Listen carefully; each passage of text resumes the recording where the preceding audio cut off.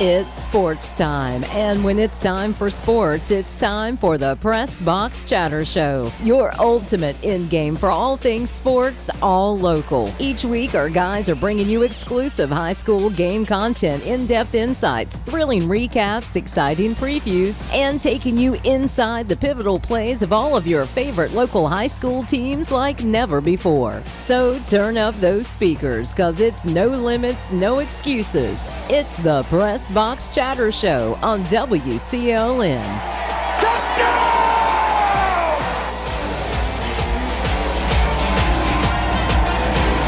Welcome to this week's Pressbox Chatter Show on Oldies 1170 AM, Star Communication Channel 16, Oldies1170.com, and the Mixler app. Pressbox Chatter is sponsored by Crumpler Plastic of Roseboro, the Sampson Orthopedic Group, Star TV, and the Sampson Independent. Go to the Sampson Independent's website, clintonnc.com, to see the video replay of each week's show, and audio replay is available at oldies1170.com. This week's show will review action from Tuesday, September 24th through yesterday, and preview the upcoming week's action. I'm Jeff Sullivan. I'm joined by the voice of Dark Horse Football, Jonathan Griffin. We might be joined by our middle school AD, Sampson Middle School AD, Robert Hill later, but right now it's J-Man and myself. Welcome in there, Jonathan. Yeah, good. Coach did you get any sleep at all? I had about last night. 3.5 hours. I was just getting back from just getting back from last night. You know, it was a long game. Night. Long game last night. Rain delay, and then a very long game overall wise, and interesting game. We'll get to football here in just a little bit, but we'll touch on that after we start off with tennis. We're going to do tennis, and then we'll do football. Got an interview today. Our interview today is with Travis Quinn. He is the public address announcer for the North Carolina State Wolfpack. So we got an interesting interview with him. We'll do that in our second segment. Third segment, we'll come back and hit on cross country and soccer. And then our last segment, we'll do golf, women's golf, and we'll do volleyball. That's going to be our show tonight. So thanks, everybody, for tuning in, however you're tuning in tonight. And we'll get started then with tennis. And tennis will get started with that, and tennis is actually going to be wrapping up soon. This will be the last week of the regular season. Actually, Clinton will end up next Monday, their last regular season match. Conference tournaments will be starting next week, because then you get into dual team playoffs Monday, October 14th. So we're less than 2 weeks away for the dual team playoffs starting. The first round is Monday, October 14th, and the second round is Wednesday, October 16th. And then individual regionals are that would be Friday and Saturday, October 18th and 19th. So that season's wrapping up. It's coming up to an end. And we'll start with the Waccamaw 1A, 2A. East Bladen 4-6 overall, but they are 4-2, and they are first in the 1A, and so they will be the number 1 seed from the Waccamaw, entering the dual team playoffs starting October 14th. Their lone match from last week was a 7-2 win over South Columbus. In that victory, Chandler Bordeaux, Leah McGill, Gabriel Bray, Kamara Jernigan, and Abigail Miranda all won singles matches, and then Bray and Miranda won their doubles match as well, and that gave East Bladen a 7-2 win over South Columbus. In the Southeastern Athletic Conference, Clinton had a productive week last week. They had played 2 doubleheaders, and again, a lot of this due to makeups because of weather this year. I've never seen so many doubleheaders with the tennis as we've had this year, but they just have to roll the punches. The western part of the state's going to be dealing with a whole lot worse I don't know what they're going to do, especially football. I have no idea. Right, yeah, all the sports will be.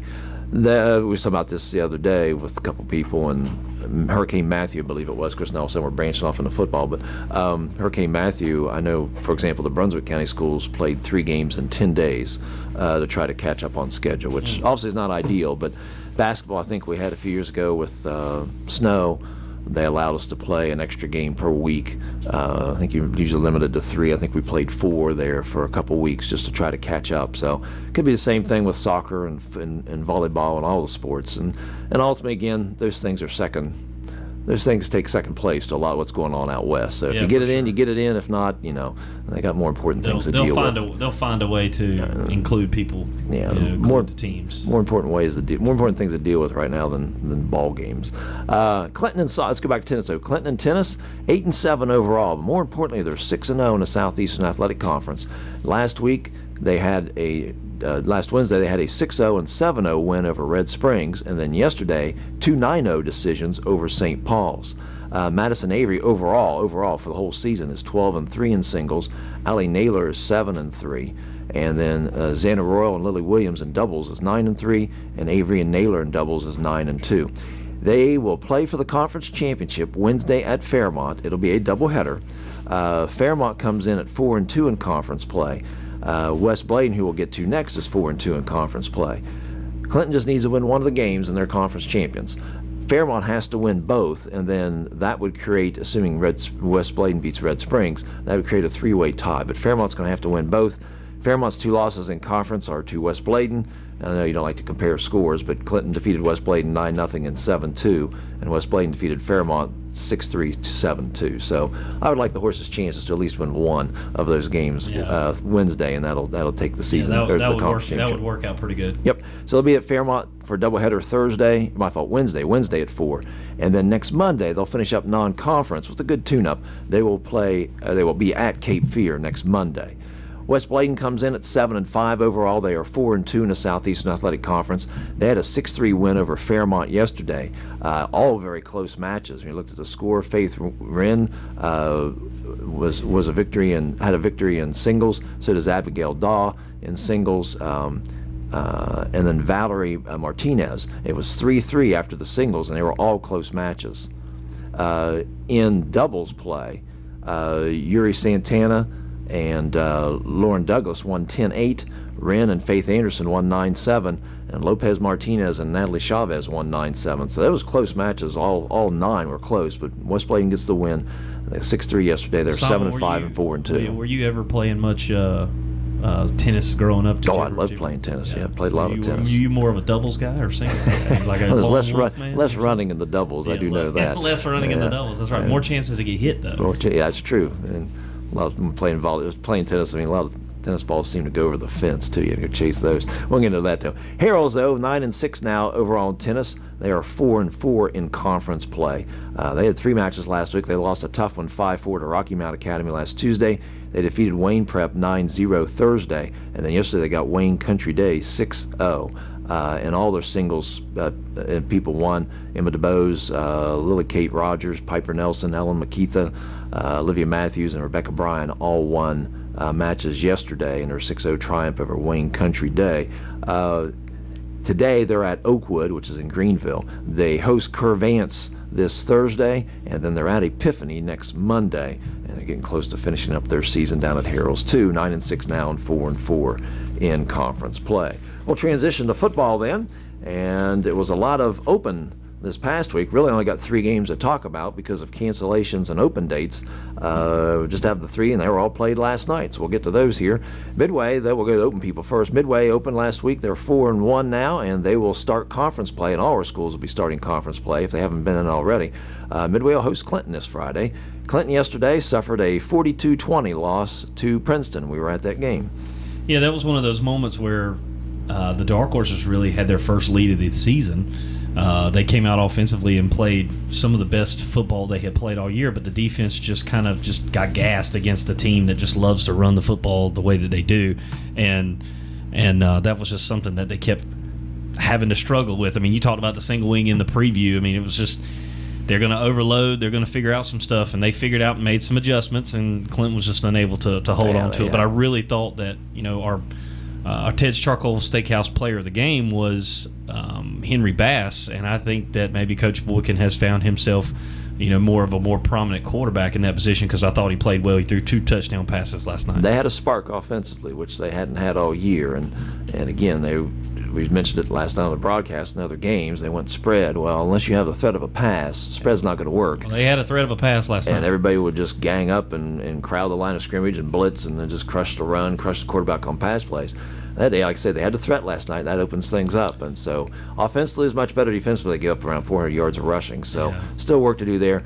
And you can say, well, they had a lot of people going both ways. Well, so did Princeton last night, too. Shout out to the offensive line for Clinton because I can't remember a time that last night that they gave up a sack, honestly, other than maybe the quarterback running around and getting tackled or something. I don't think Clinton offensive line gave up a sack last night. And Henry had some escapability last night, too. So, they found themselves offensively, and they're getting a conference play. There's some winnable games coming up. So, it was a positive step, at least offensively, last night for the Dark Horses. You talk about Clinton going to Midway. You just look at some of their stats on there, and Tanner Williams, the quarterback for the Raiders, he's 31 of 64 for 444 yards, right at 49%, just to right at 50% average. But he's throwing about 88 yards per game. He's got 6 touchdowns but 5 interceptions, so he's prone to, when he puts it up in the air, for that defense to maybe have an opportunity to get some turnovers. But they like to run the football. Jeremiah Blue is kind of their main guy. He's had some big games. He's averaging right at 87 yards a game, rushing with 4 touchdowns. So you're going to look at Midway. It's going to be obviously a big cross-county rival game. It's the first conference game. Conference is what matters. I would imagine if Grant were here, he would probably, or Brant were here, excuse me, he'd probably nail this the game of the week, just because of the way these two teams just don't like each other, and the fact that it is a conference game and a county rival game. Union was open this past week. They still sit at 0-5. They will travel to Lakewood. And Lakewood, in a game you thought would have been much higher scoring, Lakewood came in averaging 39 points, and North Johnston just a shade under 32 points per game.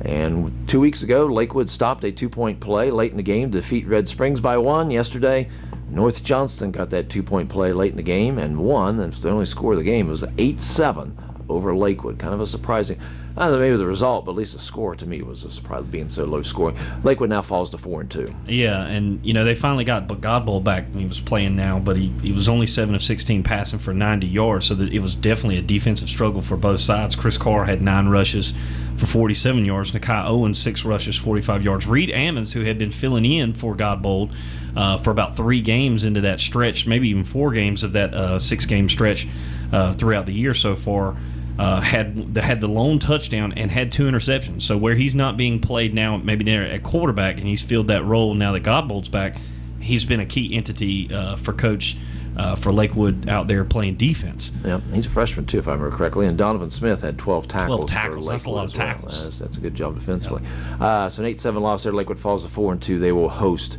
Union 0-5. Hopton was open at 2-3. They traveled to Rosewood, their conference opener this week. And Harrells was to play at High Point Christian Academy. Originally Friday, they moved it to Thursday, and the weather took care of all that, and that game will be canceled and not made up. Harrells is at 4-1, 1-0 in conference. They travel to Wake Christian this Friday, who is 1-4 and 0-1. West Bladen was to play our school, the American Leadership Academy of Johnson County. That game got canceled and will not be made up. So West Bladen now 1-3, and they'll be off 2 straight weeks. They will travel. Their conference opener will be at St. Paul's, who sits at 3-2. Our one local team we covered that won, East Bladen yesterday, went to 2-4 and 1-1 in conference play, a 50-7 win over East Columbus. Yeah, they beat the Gators of East Columbus. 50-7 is a good win. You like Coach Priest and what he does down there. Respect him a lot as a head coach, and so anytime East Bladen can have some success, it's good for the community down that way because they all rally around him. But Kewan Maynor, 8 rushes, 136 yards, not 2 touchdowns, not a bad day at the office. It was like 17 yards per average there. Tareen Cogdale, hopefully I'm pronouncing that right, 2 carries, 108 yards. So definitely had the 54 yards a carry. Definitely had, only 2 carries. That's nice. And see, I know you got that Sampson Community College math right there, just bam in your head. Samson and overall, just the 4 rushers I had, and they had other people rushing, but those 4 rushers I have listed there is around 400 yards of rushing. Raleigh Collins, 7 rushes, 82 yards. Jalen Suggs, 6 rushes, 66 yards, and 2 touchdowns. 9 turnovers. They forced 9 turnovers yesterday, 7 fumbles and 2 interceptions. Interesting game. They'll host now Pender this week. Pender comes in 3-2, 1-1 in conference play. Both teams beat East Columbus pretty bad, and both teams lost to South Columbus. Pender lost by 4, East Bladen lost by 3. So that should be a very interesting matchup, close matchup at East Bladen this Friday. Real quick, we're going to hit with our other sports too, with volleyball and soccer we do as well. We're just going to mention some JV teams real quick. Lakewood, currently 4-0 in JV football, and they'll be at Trask this Thursday, 3-2 at Trask. Union does not have a JV team. Clinton's now won 3 in a row after losing the first 2. They are 3-2. They'll be hosting Midway 1-4 this Thursday. And Harrell's Christian Academy is 3-2 as well. They'll be at Grace Christian this Thursday. Grace Christian is 1-3. Folks, we know how you love JVers. That's exactly right. I wanted to bring this to you all. I know this is not on script. They have a script? But there's something that took place today that you may not be familiar with, and I want to get your opinion on. Today, the High School Association approved NIL deals for North Carolina high school athletes. Oh, boy. That can now take place in North Carolina. So the theory is that only about 1% will be able to probably benefit from it, to your high-end athletes, and then the 99%, which probably will not benefit much any at all, except maybe like your community, like, local community, a restaurant. Maybe pick somebody off of a. We had the first Pressbox chatter we did. We had Travis Pate and Brad Spell on, and they were both reticent about it because of the recruiting angle. Right. And again, a place he mentioned with East Bladen having more businesses in their area could recruit somebody to come there. Clinton could have that advantage here in Sampson County with the businesses, a lot more NIL opportunities, and that may encourage an athlete to come here as opposed to a county. I didn't know if you all knew that or not. Well, I did not. I'm glad you brought that up, but this is just my small little take on this. Obviously, everything is starting to filter down from, now college and now right on down to high school. I think it takes a certain mindset too from a coach on how aggressive they'll be in that sort of thing. I think in years past we may have, if that would have passed, we would have been more aggressive with that going forward. Coach Boykin's an old school guy. He's got an old school mentality with the way that he runs the things. I don't see him now. I don't know. We haven't known each other all that long, but I don't see him going out and trying to recruit people to Clinton. I see it's like Clinton recruits itself based on its standard, and it's. Right. But just to say like, hey, we can promise you a couple bucks maybe, I just don't see him doing that. How much that's going to be the school, and how much will that be a business though in town, or a business owner, or boosters, or either way, something. Yeah, well, I do know that, and you all may not know this from a Clinton standpoint. There has been a foundation started, Touchdown Foundation, simply for football. Really? That's cool. That money is separate from boosters, so it'll be interesting to see what that money's used for. I don't view that as cool. So I just don't think it's a good thing. So. Again, I'm not saying I like it one way or the other. I'm just saying. I'm saying I'm glad I'm out of it. Yeah. And I don't have to worry about it anymore. Because as both they said, both Pate and Brad Spell said. How do you control it? How do you contain it? More work they're going to have to deal with, and a lot more paperwork. Well, I tell you what, you see what the pressure of a lawsuit happens to the NHSSA or NCHSA. Yeah, thank you. Yeah, try to put all the letters trying to bring together. all the top of the news to you guys. Well, we appreciate that. Yeah, I didn't catch it. Ron Davis. I was trying to catch news first. You heard it here, folks. We'll be back with our interview with Travis Quinn, PA announcer for the North Carolina State Wolfpack. Sorry, Jonathan. That'll be coming up next here on Pressbox Chatter. Stay in the game with Sampson Orthopedic Group.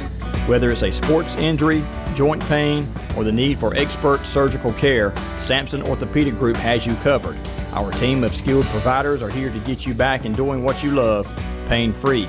From advanced joint replacements to comprehensive sports medicine, we offer personalized, compassionate care that will get you back to doing what you love. Discover expert care right here in your community at Sampson Orthopedic Group. Call Sampson Orthopedic Group today at 910-590-1001. Again, call 910-590-1001 and stay in the game with Sampson Orthopedic Group. The Pressbox Chatter brought to you in part by Crumpler Plastic Pipe Incorporated, agricultural drain systems, constructed wetlands, septic sewer drain pipes.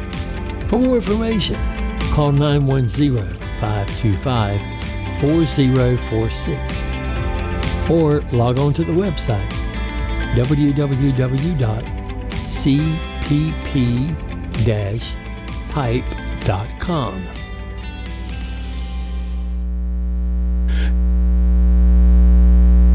Good afternoon, ladies and gentlemen. Welcome to Pressbox Chatter. I am pleased and honored to have a special guest this afternoon, someone I am very honored to say that I know and can associate with, Mr. Travis Quinn, who is the PA announcer for the Wolfpack at Carter Finley Stadium.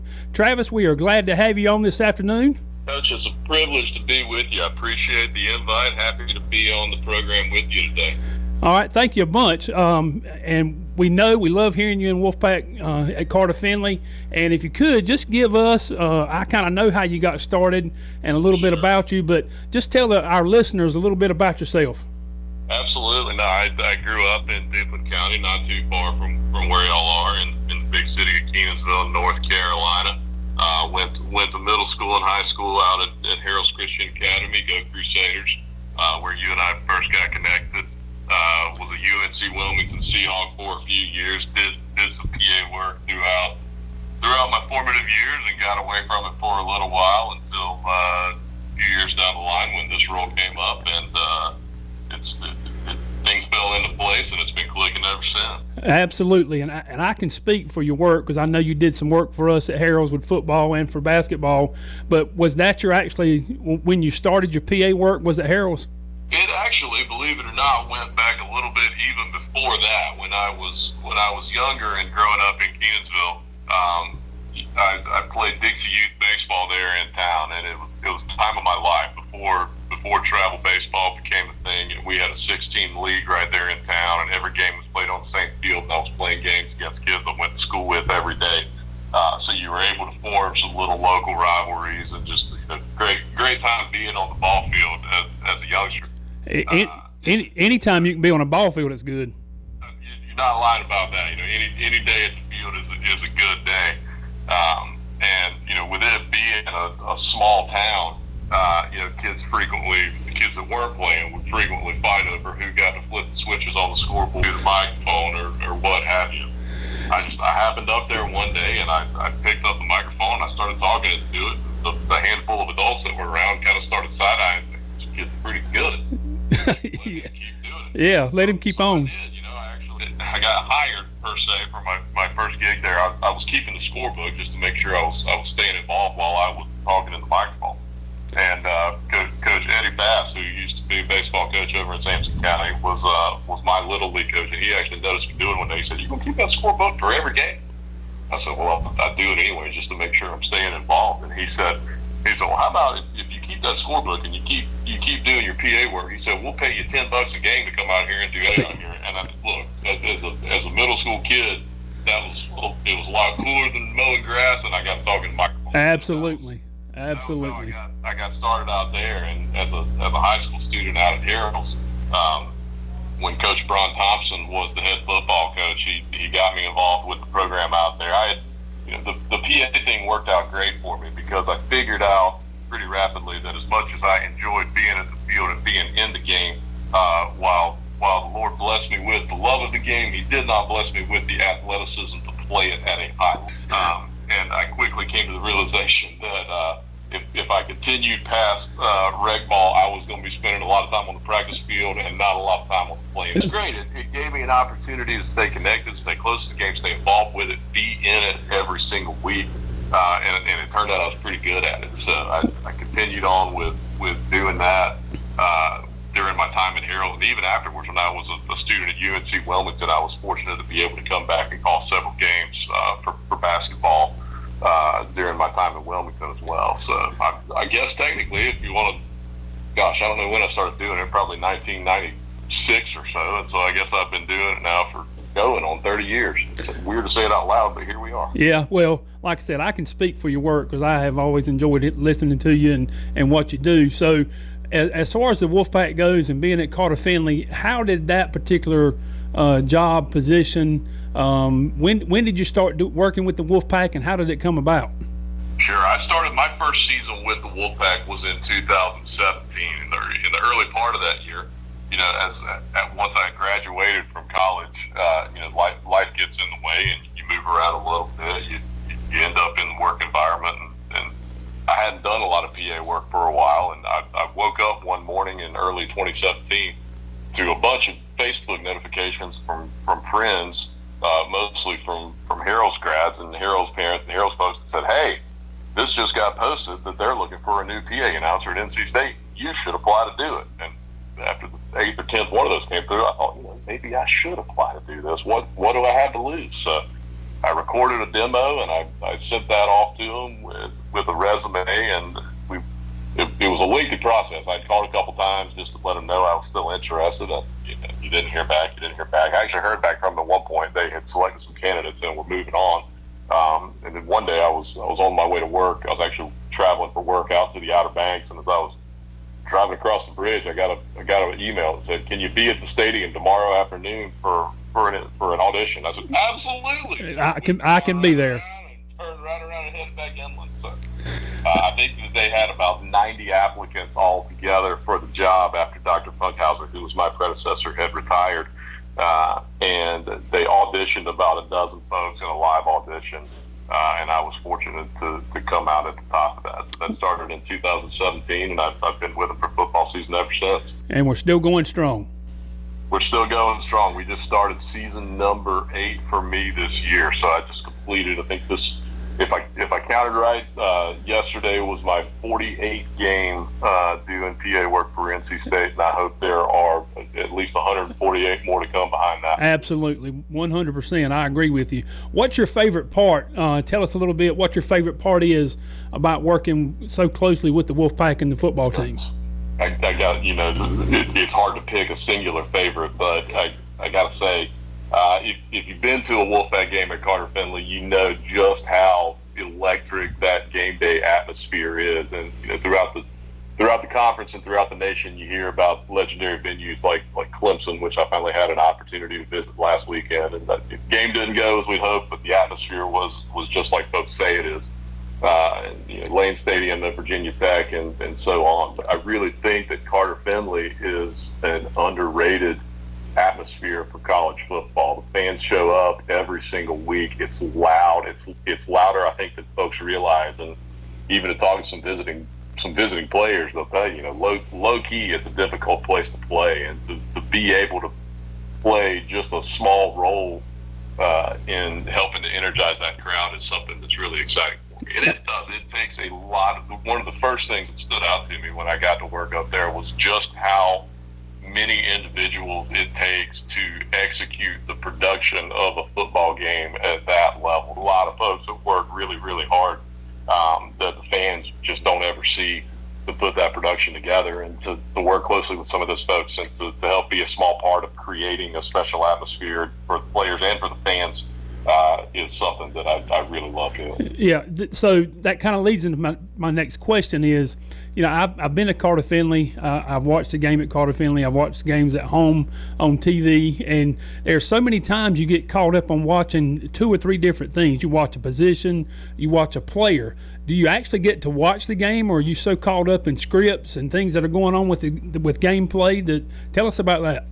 Sure. I do get to watch a decent amount. My day, I get my script for the game. Everything that is not live game action is scripted down to the second. When ESPN cuts away to go to commercial, we've got about 2.5 minutes to execute whatever promotions and programs are happening during those timeouts, and then we're back to action. So everything is very tightly scripted, very tightly timed out. That's not actual live game action. And stuff that is going on live game, we do, you're watching the game and paying attention so you can deliver information. Most of what I have to do is deliver short information first in 5 to 7 second intervals. And I work closely with a spotter, a good friend of mine, Josh, who I've known. I actually played Little League Baseball with him. I've known him my entire life. He's worked with me the entirety of the time I've been there. So we have a great rapport. So he watches the game through binoculars, and is really great about feeding me names and numbers and players who are touching the football for my work. And I work closely with a guy named Justin Lisk. He's the director of fan experience and marketing for NC State Athletics. He is the person who is responsible for putting together the entirety of the production. And he is directing like an orchestral conductor for some reps that are on the field, for the production room there, and for me. So during the course of that, I do get to watch the game. We do get to see what's going on, and we do keep, it's a pretty loose environment. Everybody that's in our room. I'm in the room with all the clock guys as well as some of our production. We got about 8 people in our room, and it's a serious environment for the roles that we have, but we keep it pretty loose when the microphone's not on too. Everybody is engaged in the game. We're even in official capacities, we're all Wolfpack fans at heart and want to see the team do well. And we do get to pay attention to what's going on. I'll tell you a funny story. I have a button in front of me that I push to speak into the microphone. When I hold it down, I can speak into a slide microphone. When I let it go, the microphone is muted. And so it's only on for a few seconds at a time. And it's behind the scenes. Like I said, there's some fan talk and some fan chatter, and we all want to see the team do well. And there's some extracurricular things, like in a lot of football environments, that are said that are probably not necessarily public consumption. But as we're going through a game one night, about 5 years ago, we had Syracuse on a Thursday night, and we were coming right up to the halftime. We were just within 2 minutes, and the Wolfpack had called a timeout, and it was a defensive timeout. And it was a little bit of a head scratcher, like not really sure why we're calling a timeout in this instance, stopping the clock. Well, right after that, Syracuse had rattled off about a 60-yard run, and just before the half, I started getting text messages from friends of mine who were in the stands that were saying, "Hey, your microphone's open. We can hear everything you're saying." That's what I'm talking about. I'm not holding the button down. They said, no, we can hear stuff in the background. So as it was going into halftime, I pulled the microphone down without pressing the button. I started with that's the end of the first half, and I could hear it just as plain as day outside. And so I was mortified. So I'm immediately radioing into the next room saying, "Hey, my microphone is live even when I'm not holding the button. This is bad. Somebody come in here." So red lights are flashing, and a guy came running in, and he brought a microphone stand that looked like they had brought it over from Riddick Stadium. It looked like it was about 70 years. And he swapped them out and plugged it in, and it worked and got us through the game. I didn't have any more issues. It's a terrifying thing, and I saw a friend the following week, and I said, he mentioned it, and I said, "Man, that was scary." I said, I didn't say anything bad, did I?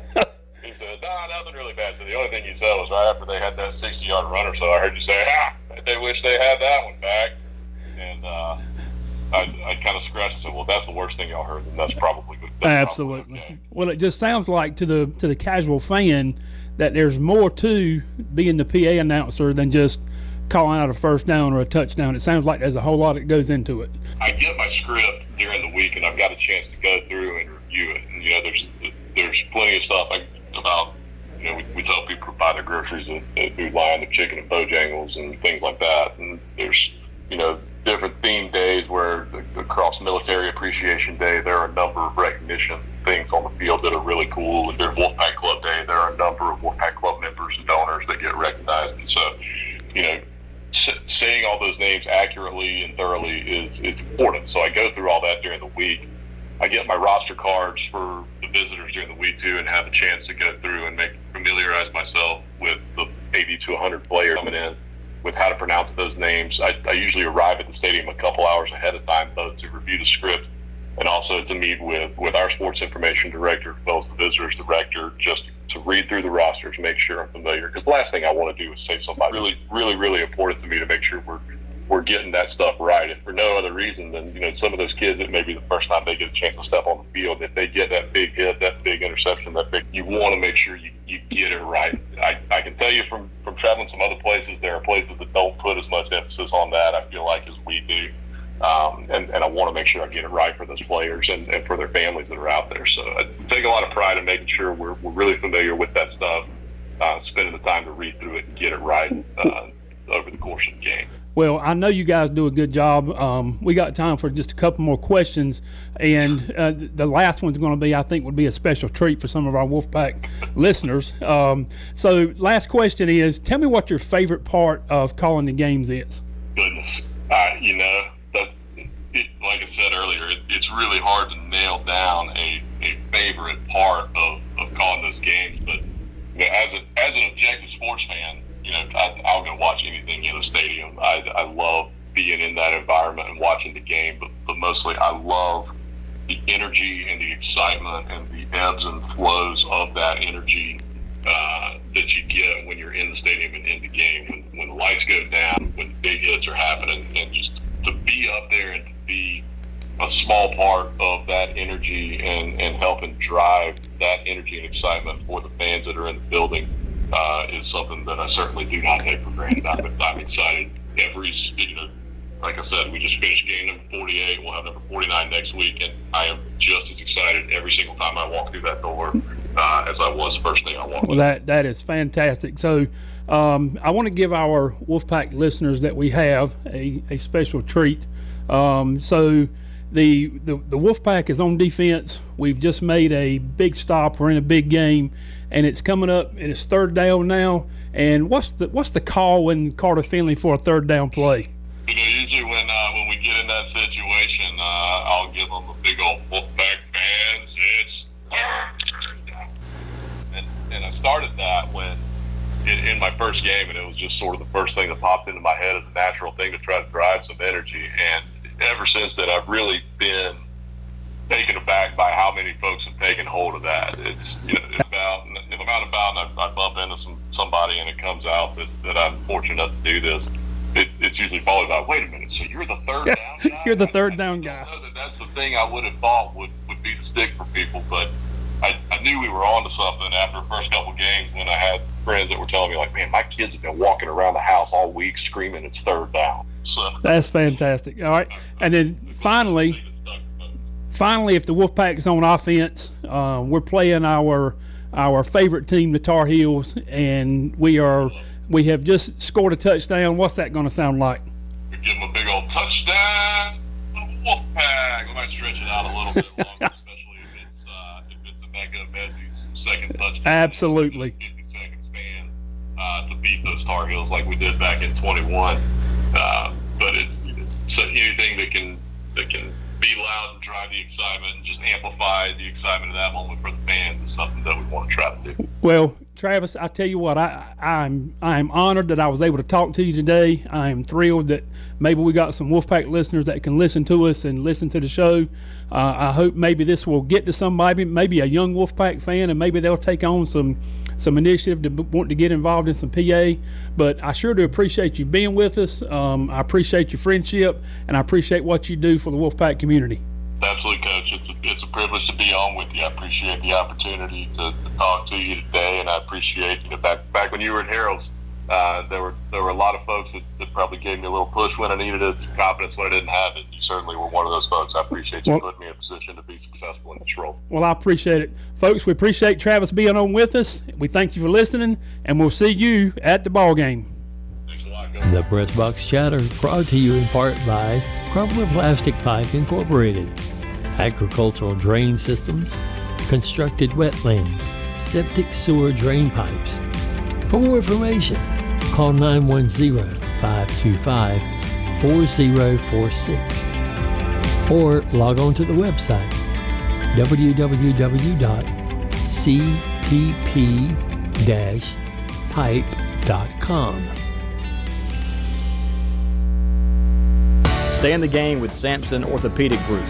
Whether it's a sports injury, joint pain, or the need for expert surgical care, Sampson Orthopedic Group has you covered. Our team of skilled providers are here to get you back in doing what you love, pain-free. From advanced joint replacements to comprehensive sports medicine, we offer personalized, compassionate care that will get you back to doing what you love. Discover expert care right here in your community at Sampson Orthopedic Group. Call Sampson Orthopedic Group today at 910-590-1001. Again, call 910-590-1001 and stay in the game with Sampson Orthopedic Group. Welcome back to Pressbox Chatter. Jeff Sauble here along with Jonathan Griffin, the voice of Dark Horse Football. We'll go to cross country real quick. Last week, the Carolina 1A held their cross country meet, and for the third week in a row, the Hopton girls won first place. They had 4 of the top 8 runners. Andrea Sada Romero was the overall winner, number 1. Number 4 was Julie Herrera. Number 7 was Michaela Harris. And number 8 was Annalisa West. So 4 of the top 8 runners for the third week in a row. Coach Masters' team, Lee Masters up at Hopton, the girls win first place. He also wanted to make special mention of Savannah Smith, finished 13th overall, but the freshman improved her time by 55 seconds. And wow. Be doing something like that. That's impressive. That's some good effort there now. In the boys, 2 Sampson County men placed in the top 10. Nate Miller from Hopton was 11th, and Jesse Bethay from Lakewood finished 8th in the top 10 there out of all the runners in the Carolina 1A, and they're running again this week at Lakewood. I think that match was today, actually, this afternoon, so they would have had a good day. A lot of running. 5K every week. Clinton High had their meet last week, their one conference meet at home, and the men won first place again. Eric Batista finished 4th, D'Angelo Santiago 6th, and Javius Long was 9th. And the girls finished in second place. Ruby Davila was 2nd overall, and Evan Gillespie finished 4th. And they are running tomorrow. I believe it's at St. Paul's. Let's see here, get my list out here. They are at tomorrow. Yes, they are at St. Paul's at 4 o'clock. All right, we'll head into soccer. Soccer, Clinton had a big week this week as they ran their record to 12-1 overall, 1-0 in conference play as they started conference play yesterday. But last Thursday, they had an impressive 5-1 win over a previously undefeated Wallace Rose Hill squad at home. Yeah, that's one of those teams where coming in undefeated, dark horses never shy away from anybody, but you're playing Wallace, they're undefeated. And you look at Brant Sumner, Holden Spell, J.J. Nerera, Nelson Guerrera, and Griffin Williams all had goals. Williams had 2 assists, and Luis Bartolome was in goal. And it was just overall, I mean, Coach Spell had to be ecstatic to get the win. They pretty much dominated. I saw most of the second half. Brant was there the whole game, but they pretty much dominated just that second half. And could have been more. They had a couple shots hitting the posts, which happens a lot in soccer, or the side of the goal and all that. I would be yelling, is that goal regulation size or what? Dominated play. They followed up then Monday, which you mentioned yesterday in football, probably their toughest. It'll be their toughest conference game. This Midway's got a quality team. They won at Midway 4-0, and Coach Spell said it was a hard-fought game. Oscar Daziak had 2 goals for the Dark Horses last night as they start off conference play 1-0. They host West Bladen this Wednesday at 6:30. They go non-conference at North to North Thursday at 6 o'clock, and then they're at Red Springs conference play next Monday at 6:30. Midway with a loss falls now to 8-3. They are 0-1 in conference play, and that was their only game this past week. They will go non-conference this Thursday at Triton for a 6:30 game, and then they're at West Bladen 6:30 next Monday. West Bladen started conference play yesterday, and they lost 8-1 to St. Paul, so they're now 6-3 overall, 0-1 in conference play, and they've probably got the 2 best teams now coming up in conference play. They'll be at Clinton this Wednesday, and then they'll host Midway next Monday. East Bladen, 6-4 overall, but 4-0 in the Waccamaw 1A, 2A. They're deep in conference already. Yeah, they started their conference play last Wednesday with another conference win. They had already been in conference, but a conference win, 9-0 win over West Columbus last Wednesday. Easton Bostic had 3 goals. Chase Butler 2 goals, 3 assists. So big night for those fellas. Monday beat Whiteville. Is that correct? Beat Whiteville 3-2. Yep. Ishak Algozi had 2 goals. Andrew Garcia had 1 goal. And so at East Columbus this upcoming Thursday, and then South Columbus upcoming Monday. So that's East Bladen at 6-4, 4-0 in conference. Pender will probably be their toughest competition. They've yet to play. The first game was rained out, and so they've got to make up with them, and then they got the regular scheduled game coming up later on. Harrell's last week split their 2 games. They lost 2-0 to Rocky Mount Academy last Tuesday. They defeated Faith Christian last Thursday 2-1.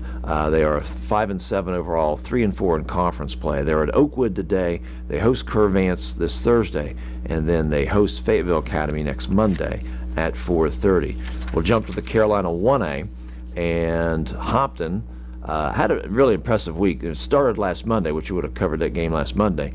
They played Monday, Tuesday, Wednesday last week, and they defeated Rosewood 8-0. Follow that with a 9-0 win over the American Leadership Academy at Johnson County last Tuesday. That's a mouthful. It is a mouthful. Defeated Neuse Charter last Wednesday 5-0, and then started their conference, or continued in their conference, with an 8-1 win yesterday over Midway. So that's a pretty quality week. Yeah, you don't look at Hopton's overall record at 9-5-1 and take into account that probably 4 of the 5 losses that they had were against some really, really tough opponents. Lost one to Midway, lost to Wallace twice. I believe Spring Creek has a quality team that was in there too. So 9-5-1, 3-0 in conference play. They'll host Union this Wednesday, and then they host North Duplin next Monday, continuing conference play. Lakewood now 5-4-2, 1-1 overall. They tied North Duplin last Wednesday. Can't stand those ties. And all the scoring was in the first half, and then, as we mentioned already yesterday, they got beat 8-1 by Hopton. They will be at Neuse Charter Wednesday, and then they host Rosewood 6 o'clock. Both those games, they'll host Rosewood next Monday. Union got them their first conference win yesterday. They defeated North Duplin 4-0. Preceding that, they had lost to Rosewood 4-3. Union sits at 2-10 overall, 1-2 in conference play. Again, I mentioned they'll be at Hopton this Wednesday at 6. They'll host Neuse Charter next Monday at 6. And we got some JV soccer records. Now, this is going into last night. I did not update them from last night. We're falling down on the job. Dark Horse JV's 10-0, Midway 7-1, and West Bladen 3-2-2. There's those 2 more of those dreaded ties again. Kind of the best JV records we had. We'll come back with women's golf and volleyball after these messages. Thanks for tuning in. This is Pressbox Chatter. Stay in the game with Sampson Orthopedic Group. Whether it's a sports injury, joint pain, or the need for expert surgical care, Sampson Orthopedic Group has you covered.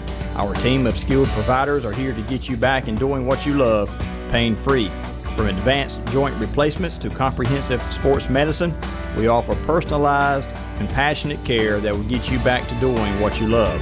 Discover expert care right here in your community at Sampson Orthopedic Group. Call Sampson Orthopedic Group today at 910-590-1001. Again, call 910-590-1001 and stay in the game with Sampson Orthopedic Group. The Pressbox Chatter brought to you in part by Crumpler Plastic Pipe Incorporated, agricultural drain systems, constructed wetlands, septic sewer drain pipes. For more information, call 910-525-4046 or log on to the website www.cpp-pipe.com. Welcome back to Pressbox Chatter, sponsored by, again, Crumpler Plastic of Roseboro, the Sampson Orthopedic Group, Star TV, we thank everybody who's watching on Star 16, and the Sampson Independent. Go to the Sampson Independent's website, clintonnc.com, to see the video replay of each week's show, and the audio replay is available at oldies1170.com. Women's golf, it's been interesting now. The women's golf group, it's been Clinton, Fairmont, Midway, Hopton. Trask is also coming, but Trask doesn't have enough players to qualify in the scoring. But it's been those four teams, Clinton, Fairmont, Midway, and Hopton, and it seems to be a different team that's won about every week. It's not been like somebody's consistently just blowing away everybody or winning every week. That's golf. It's kind of alternated, and in this past week's match, Clinton was the overall victor with a low score of 171, Fairmont 178, Midway 180, and Hopton 181. For the dark horses, Ella Rice took honors, medalist honors, I guess you would say it, as she was number 1. Zoe Naylor was number 3, and Larkin Best was number 4 overall amongst all the golfers. For Midway, Maya Gwynn was number 4 overall, and tied with Carly Boyer, her teammate, at number 4. And for Hopton, Katie Britt finished 2nd overall. She shot a 57. And so, again, they'll have a match. Where was again. That match at that they did that? Does it say? Let me see. Sorry, I put you on the spot there. I just didn't know where they were playing. I will tell you. Let me see if I can find it. They were playing down at the West Bladen's course, whether the course is. West Bladen. West Bladen. And then tomorrow they're at St. Paul's. I don't know. I wonder if West Bladen may be the Vineyard. I wonder if they go play at like White Lake there in White Lake at the Vineyard Golf. I'll try to get that for next week. You do that. I'll do that. You do that. All right. We're talking golf. We got to have all the information. That's right. If you want to know. All right, we'll head to volleyball now, and we're going to start out with Mintz Christian Academy. Oh boy! Continuing the roll that they've been on, as they are now 18-0 on the year. Last week they had 3-0 wins last Tuesday over Cornerstone Christian Academy, and then they had a 3-0 win over Antioch Christian Academy yesterday. And again, they've not lost a set since the August 20th match against Clinton, when they beat Clinton 3-1 that night. Yeah, that's the last time they've gone pretty much. They went through the whole month of September and did not lose a set. They have played 57 total sets, and they have won 54 of them and lost 3 the entire season. That is daggone impressive. Now, today... well, that's not counting today. So, I'm talking about today. Today should be one of the toughest matches. They are at Northwood Temple Academy. Actually, that match will be going on right now. And Northwood at Temple Academy is 15-2. They will host Temple Christian this Thursday, and then Monday they host Christ the Cornerstone Academy, who going into yesterday was 8-1. Their lone loss, Mintz Christian Academy. Yeah. Midway keeps it rolling. They are now 12-3 overall. They are 5-0 in conference play. And this past week, they defeated Red Springs 3-0, defeated Fairmont 3-0, and then defeated Wallace yesterday 3-1. Wallace is 14-2. Both their losses are to Midway, yes. Yeah, Midway currently on an 8-game winning streak. Caden Moran, Samantha Carter, Grayson Hall are among area leaders in various stats. They're at Clinton tonight. And that really could be that could seal clinch the conference championship, because right now through the halfway mark they're 2 games up. They're 5-0. Clinton and St. Paul's are both 3-2. They win tonight over Clinton, and theoretically it doesn't clinch it, but you're going to be technically 2 and the tiebreaker up on Clinton. You're in the driver's seat. Oh yeah, so you'd be 2 games up still now with 4 to go, and so do you know how the playoffs work in terms of volleyball? How many teams get in from each conference? It's your same. So the number 1 seeds get in, and then after that, it's all based off your RPI or whatever and all that, how that goes. So one conference could get everybody in, and another conference could get 2. It just depends on strength of schedule, which is always a positive in Midway's factor, because Coach Clark's schedule is very difficult over there, and they will continue. They'll host at Clinton tonight. They host Fairmont Thursday, both those at 6, and then they go to Princeton next Monday, and Princeton is 9-4, and that's a 5:30 start at Princeton. We'll stay with the dark horses then. They're 11-4 overall, 3-1 in conference play. They defeated St. Paul's 3-2 last Tuesday, so that puts them as a number 2 team right now in conference play. Then they defeated Fairmont 3-0. They have a makeup game with Red Springs, so that's why they're a game behind in the conference standings. St. Paul's game last Tuesday, they were up 2-0. And then St. Paul's rallied to tie it 2 sets each, and then Clinton won the 5th set, 17-15. Cameron Marshburn is second in the 2A East with 243 digs. Since we don't have Robert with us tonight, I don't have to explain what a dig is. Nellie Bass leads the SAC 6 with 53 aces. Kaylee Parrish is second with 41. Let's see, Parrish Bass, Grayson Bass, Marshburn, and Arizona Tyndall are in the top 3 of various stats in the conference. So Clinton's got a very good volleyball team as well. It'd be nice to be able to watch that game tonight, but we're with you fine folks talking about the Pressbox Chatter. There you go. Clinton again hosting Midway tonight. They're at West Bladen this Thursday. West Bladen checks in at 5-9, 1-3. Their lone match last week was a 3-0 victory over Fairmont last Tuesday.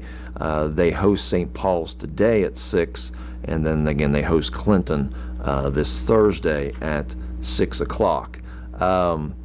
East Bladen 4-7 overall, 1-4 in conference play, and they had no matches this past week. They're at Pender Tuesday at 6 o'clock, at Trask Thursday at 6 o'clock, and then they host East Columbus Monday at 6:30. They'll be trying to play some catch-up with some of their matches, which got postponed. Harrell's 8-9, 3-6. They were quite busy last week. They had 4 matches in 4 consecutive days starting last Monday. Out of those 4 matches, they split those 4. They'd beaten Greenville, which you talked about last week. They defeated Greenville 3-1. They lost Tuesday to Rocky Mount Academy 3-1. Beat Fayetteville Academy Wednesday 3-0. Lost to Faith Christian 3-1 Thursday, and then yesterday defeated Liberty Christian 3-0. That's a lot of games. They're playing that a is lot. a lot of games. They finish up the season this Thursday. They will host Curvance Academy at 5:15, and that'll wrap up the season. Harrell's now sits at 8-9 and 3-6 in conference play. Izzy Bradshaw, Mary Willow Rumbold, Lexi Bass, and Riley Dixon among the leaders in all the statistical categories they have there. We'll head to the 1A division now. Carolina 1A, and Hopton sits at 10-3. They sit at 10-4, excuse me, and they're 2-4 in conference play now, as they dropped a decision 3-1 to North Duplin. They sit again right now 2-4. They'd be in 4th place overall in the Carolina 1A. Yeah, they've dropped 2 in a row, North Duplin and Rosewood. Yeah, Rosewood, yes. But now they've got a 5-game home streak that started September 19th against Union, in Thursday with Lakewood. They're playing 13-5 News Charter tonight and 3-11 Lakewood Thursday. You know, Hopton was a team that came out, started the season on fire. I think they were 8-0 or maybe 9-0 before they lost their first game. Gotten into conference play. It's pretty much shook out Rosewood, News Charter, North Duplin, then Hopton. And then Lakewood next. They're 3-11. Lakewood and Union are tied. Lakewood 3-11, 1-5.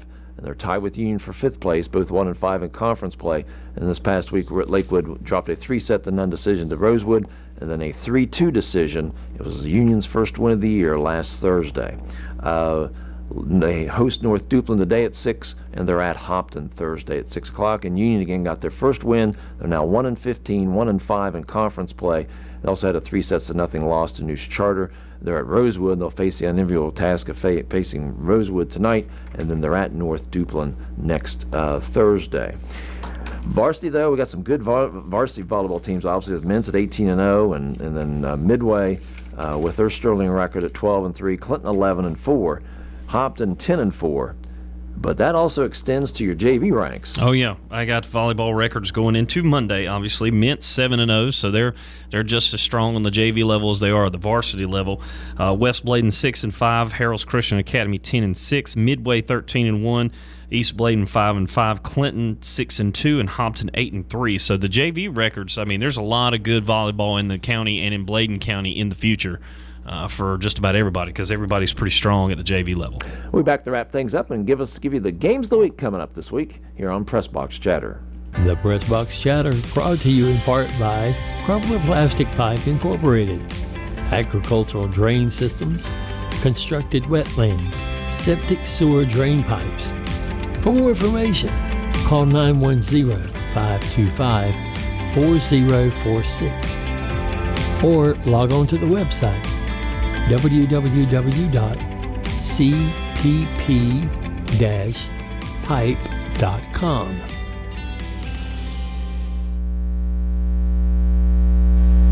Stay in the game with Sampson Orthopedic Group. Whether it's a sports injury, joint pain, or the need for expert surgical care, Sampson Orthopedic Group has you covered. Our team of skilled providers are here to get you back and doing what you love, pain-free. From advanced joint replacements to comprehensive sports medicine, we offer personalized, compassionate care that will get you back to doing what you love. Discover expert care right here in your community at Sampson Orthopedic Group. Call Sampson Orthopedic Group today at 910-590-1001. Again, call 910-590-1001 and stay in the game with Sampson Orthopedic Group. All right, well, back to Pressbox Chatter. We'll kind of close out with our games of the week. Thanks again for everybody tuning in. Star Communication Channel 16, Oldies 1170 AM, oldies1170.com, and the Mixler app. And again, go to the Sampson Independent's website, clintonnc.com, to see the video replay of each week's show, and the audio replay is oldies1170.com. Crumpler Plastic of Roseboro, Sampson Orthopedic Group, Star TV, and Sampson Independent bring you each week's Pressbox Chatter. Jonathan, games of the week. Yeah, well, the games of the week, I'll start at least football, and one we want to talk about over in Bladen County, East Bladen versus Pender. This is always a pretty good matchup between these two schools. Coach Priest of East Bladen, they got a win last week, looking to feed off of that. Pender has had a roller coaster type year, and so they'll be looking to try to get another win under their belt against East Bladen at East Bladen. And then really pretty much the game in the county, and just because you look at Clinton's record and say they're 0-5, this one's going to be a dogfight. Midway will host the Dark Horses Friday night. Ron will actually be coming out of retirement to call that game with me, as I will be at his basket weaving convention in Burgall, and so he will not be able to be there, but you'll hear myself and Ron call this game at Midway High School. This one should be a fun one. Midway 4-1, Clinton 0-5, the first conference game, but you really kind of throw the records out at this one because of the passion of not only the fan bases but the players on the field. So those are my two football games of the week. Tennis, Clinton again can clinch the conference championship. They'll be at Fairmont this Wednesday. The two volleyball games today, Mint's at Northwood Temple Academy and Midway is at Clinton. And then Midway again at Princeton next Monday. Should be a good volleyball game as well, too. Thanks for joining us for this week's edition of Pressbox Chatter. We'll see you next week. Thanks for tuning in. Thanks for listening. We'll see you at the ball game. The Pressbox Chatter Show on WCLN is brought to you in part by the Sampson Independent. Don't forget to tune in every Tuesday at 6 for the latest broadcast on 1170 AM, Star TV Channel 16, oldies1170.com, and the Mixler app. And remember, when it's time for sports, it's always time for the Pressbox Chatter Show.